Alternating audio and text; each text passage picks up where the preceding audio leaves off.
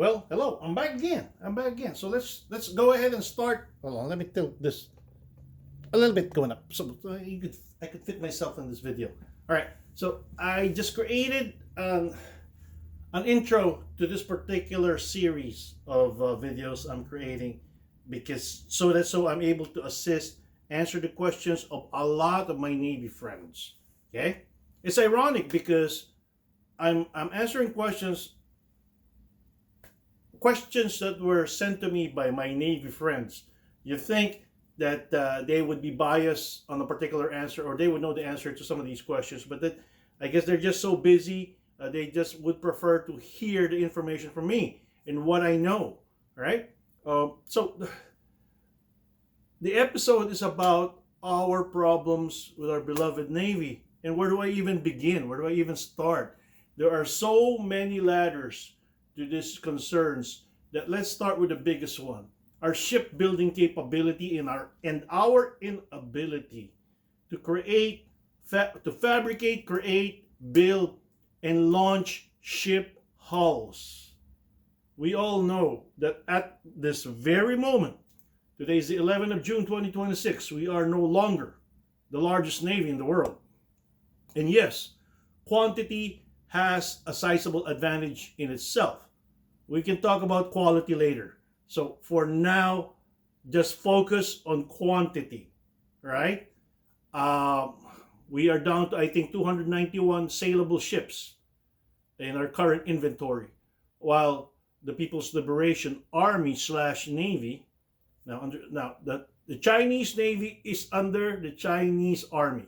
That's why it's called the Chinese People's Liberation Army Navy. Okay? So the plan, P-L-A-N. When I say plan, it's not the Chinese plan, whatever their plan is. It's the People's Liberation Army Navy. Okay? So by the end of this year, they will have more than 400 plus ships. Now, they probably already have them. It's just that our government does not count their Coast Guard, which are also armed, does not count their militia, which are also armed. So if you count them, they probably got us outnumbered 2:1. So right now, let's just focus on the numbers, okay? Where are we at in comparison to all these numbers? Of course, we still have a sizable carrier fleet. They only have 3. But you also have to understand, out of our 11 carriers, right? 5 of them are in the yards, which leaves what? 6. 3 of them are deployed, and the other 3 are in their training cycle. United States Navy ships, if you don't know yet, now these are not, this is not for, what I'm going to say here is our veterans and our active duty service members already know. Out of the total of our ships, the totality of our ships doesn't mean we have all of those totality able to surge and deploy. No. We can only deploy 1/3 of them. And if we have to hasten up the deployment, we can probably deploy 1/6 of that. 1/6 of what's left, which isn't much. So, I think we do have, let me give you an example. 74 Arleigh Burke destroyers, 37 per coast, right? Let's just divide it into 2, 37. What's 1/3 of 37? 12, 12, and 13. So in any given scenario, against the People's Liberation Army Navy, we can only deploy 12 out of those 74. Now the other 12 is on the other side of the world. So if they wanted to move it across the world, that's fine with them. Why? Because they have more ships than we do. Okay? They also have the best cruiser in the world. They have 3 aircraft carriers. Their DDGs are becoming more sophisticated than ours, with a similarly SPY 7 array radar. We only use the 6s. Don't ask me why. Now, this is coming from what I've read. Now, if any fire control techs out there know more than I do, if we have a 7, Spy 7 already built into our Arleigh trees, let me know.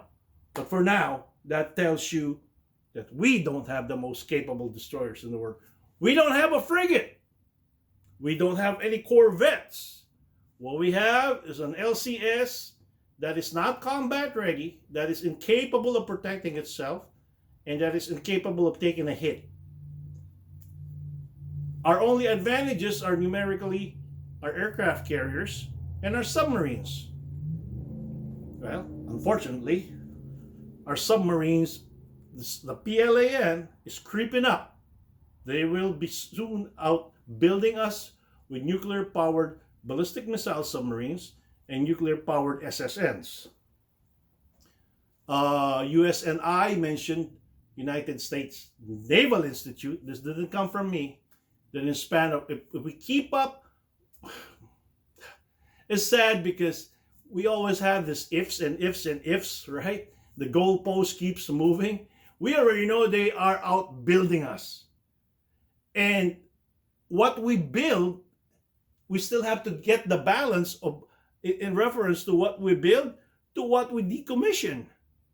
Okay? We can barely build 2 DDGs a year. We can barely build 1 SSN a year. And they are creeping up on our advantages. Carriers and ballistic missile submarines. We can't have enough. We can't have enough of both, especially submarines. You know? And you only need 1 hit to take out the hull and to make it basically unserviceable. So our advantages on sailors, which is top notch. You know, you take a hit from anything. Samuel B. Roberts, USS Cole. Those should have been resting on the bottom. The Stark, they all survived because of our training and our sailors. But you take 1 hit, that takes it out of the fight. It takes it out of the fight. The Chinese don't care. We can sink it. They don't care about training. All they got to do is have a platform, launch all their missiles, have a carrier, launch all their aircraft, 1:1. That's all they care about. I did the math on carriers with 1 CG and 2 DDGs protecting it, assuming that all our VLS are loaded with standard surface-to-air missiles. We have 554 that we could use to intercept their intermediate range ballistic missiles or hypersonics that's targeting a carrier. Do you really think they're going to send out 554?